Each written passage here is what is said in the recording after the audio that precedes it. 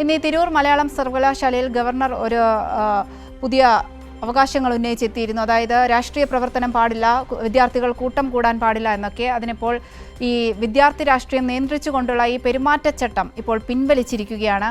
കരട് രേഖയിൽ തുടർ നടപടി വേണ്ടെന്ന് സിൻഡിക്കേറ്റ് തീരുമാനിച്ചു. പെരുമാറ്റച്ചട്ടത്തിനെതിരെ SFI പ്രതിഷേധം സംഘടിപ്പിച്ചിരുന്നു. അതേ തുടർന്നാണ് ഇത്തരത്തിലൊരു തീരുമാനം. ഗവർണറുടെ നിർദ്ദേശപ്രകാരമായിരുന്നു പെരുമാറ്റച്ചട്ടം പുറത്തിറക്കിയത്. വിദ്യാർത്ഥികളുടെ പ്രതിഷേധത്തിനു പിന്നാലെ പെരുമാറ്റച്ചട്ടം പിൻവലിച്ചു.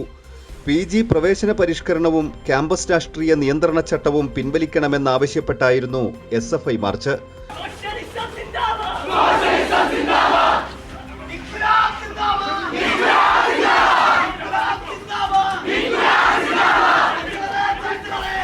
പ്രതിഷേധ സമരം SFI ജില്ലാ സെക്രട്ടറി N ആദിൽ ഉദ്ഘാടനം ചെയ്തു.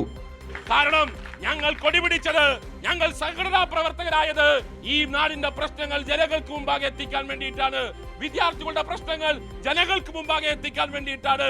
ഒരു അധികാരവർഗത്തിന്റെയും ഉത്തരവുകളുടെയും ഓർഡറുകളുടെയും അല്ല ഈ സർവകലാശാലയിലെ വിദ്യാർത്ഥികളുടെ വിഷയങ്ങൾ പരിഹരിക്കപ്പെട്ടത്.